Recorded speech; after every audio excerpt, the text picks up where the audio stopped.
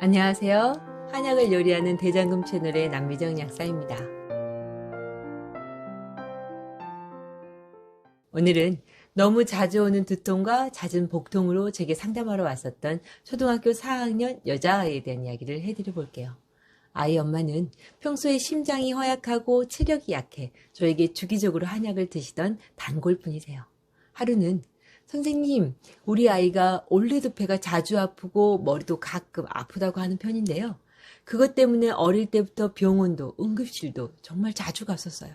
그런데 병원 검사에선 별 이상이 없다고 하고 아이도 시간이 지나면 또 괜찮아지기도 해서 그때그때 병원약이나 백초 시럽 등을 먹이고 넘기기도 하고 또 배 마사지도 해주고 그렇게 지금까지 지내왔었어요. 그런데 초등학교 4학년이 되면서부터 아이가 스트레스가 많아졌는지 이제는 시도 때도 없이 배가 아프고 머리는 안 아픈 적이 별로 없을 정도로 늘 무겁고 지끈거린대요. 이렇게 예민한 우리 아이도 한약으로 고칠 수 있을까요? 여러분은 어떠세요? 병원에서도 특별히 고칠 방법이 없는 이렇게 만성적으로 배가 아프고 머리가 아픈 우리 아이를 그냥 신경이 좀 예민할 뿐이라고 지금까지 몇 년간을 유산균이나 영양제만 챙겨 먹이며 이제는 증상이 너무 심해져 매일 배가 아프고 머리가 늘 아픈 우리 아이에게 한약으로는 치료할 수 있는 방법이 있는 걸까요? 일단 아이와 만나 상담해보면 어느 정도 답이 나오겠죠.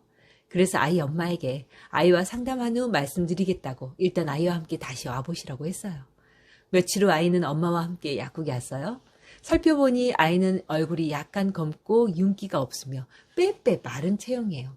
동양의학에선 이런 체형을 목형이라고 하는데 주로 간세포가 허약하고 뻣뻣하여 긴장을 잘하고 욱하는 성질을 가지고 있죠. 음식도 가리는 것이 많아 편식하는 편이고 살도 잘 찌지 않는 체질이고요. 그러다 보니 쉽게 짜증을 내고 많이 예민한 편이에요. 하지만 속은 깊고 이해도가 높아서 IQ나 EQ는 높은 편이에요. 아이와 이야기하면서 아이는 다른 스트레스보다는 늘 머리가 아프고 배가 아프니 생활하는 것이 짜증이 나고 힘들다고. 그러다 보니 공부한다고 앉아있는 것도 짜증이 나고 친구들이 함부로 하는 행동 때문에 마음이 상할 때가 많다고 했어요. 아이 마음이 이해가 되시죠? 우리도 몸이 아프고 힘들면 일상생활이 힘들고 마음이 안 좋은데 우리 아이는 매일이 머리도 배도 편치 않고 불편하니 생활하는 것이 얼마나 힘들까요? 아이에게 소화나 대변, 잠은 잘 자냐고 물어보니 소화는 많이 안 먹으니 크게 불편하지 않고 대변도 그럭저럭 하지만 잠은 깊게 자지 못하는 편이라고 하네요. 자, 그럼 이제 아이의 상태를 체크했으니 동양의학적으로 배가 자주 아픈 이유에 대해 말씀드려 볼게요. 아이는 타고나기를 오장육부 중 간이 허약하게 타고난 걸로 보아요.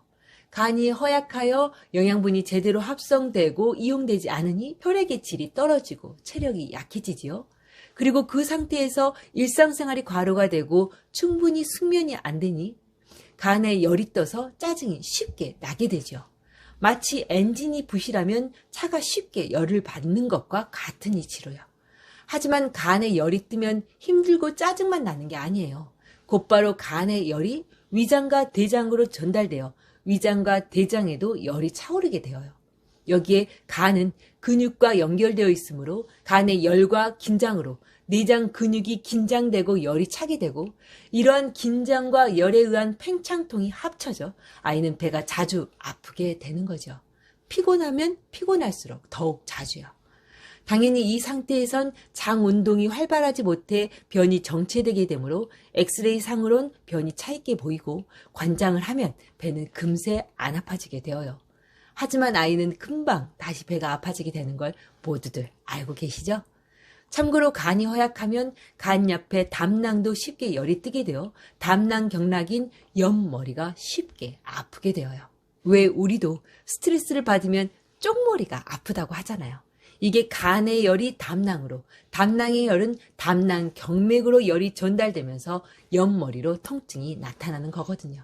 그럼 이제 이해가 되시죠? 아이가 배가 아픈 증상과 머리가 아픈 증상, 짜증이 심한 것은 모두 하나의 병, 즉 간 허약으로 인한 간의 긴장과 열 때문이다 라는 것을요. 따라서 이 아이는 한약으로 간의 허약과 긴장, 간의 허로열을 개선해주면 모든 증상이 다 한 번에 해결되게 되어요. 가령 간허약은 간을 보호하고 자양하는 약초로, 간의 열로 위와 장에 열이 뜬 것은 간열을 식혀내려주고 위장열을 완화시켜주며 위장을 자양해주는 약초를, 여기에 소화를 도와주는 약간의 약재들과 간열이 위로 솟아 두통이 오는 것을 완화해주는 약재들로 처방을 마무리해주면 웬만한 소화 보통이나 만성 두통은 일주일씩 두세 번 만에 해결되게 되지요. 실제로 우리 아이도 한약을 일주일씩 3번 정도 먹고 나서는 배 아픈 것은 완전히 없어졌고 두통은 아주 가끔만 오는 정도로 많이 완화되었어요. 그리고 그 후론 특별한 재발 없이 잘 크고 있다고, 이제는 아이가 크게 아파하지 않으니 엄마도 살 것 같다고 하시네요. 사실 저는 한약을 좀 부족하게 먹인 것 같아 재발되지 않을까 조금은 걱정했었어요. 아이가 오래 아팠으니 아직은 좀 더 간을 자양해주고 간의 엄마 역할을 하는 신장, 즉 부신을 강화해주는 치료를 조금 더 보강해주어 완전히 재발을 막아주고 싶었거든요. 어찌되었든 아이가 아프지 않고 잘 성장하고 있다니 그것만으로 고맙고 보람되네요. 물론 모든 만성적인 소화복통을 다 이렇게 치료한다고 할 수는 없어요. 각자의 아이의 체질에 맞게 또 병을 앓았던 기간과 아이의 현재 체력에 맞추어 처방은 달라질 수 있지요. 가령 현재 코감기를 달고 살면서 배도 머리도 자주 아프다면 근본적인 치료 외에 비염을 치료하는 치료를 더하여 면역을 조절하면서 현재 증상을 완화시켜 주어야 하고요. 또 심장 펌프력이 아주 약하게 타고난 아이가 배가 자주 아프고 머리가 아프다면 앞에서 말씀드린 간이 약한 아이랑은 완전히 다른 처방으로 심장을 강화하고 위장을 자양하면서 혈액의 질을 올려야겠지요. 어떠세요? 생각보다 한약으로 소화복통을 고치는 원리가 아주 단순하면서도 복잡하게 느껴지시죠? 하지만 한약으로 치료가 된 후에는 재발되지 않고 오랫동안 아이의 삶의 질이 좋아질 수 있으니 한번 도전해 보시길요.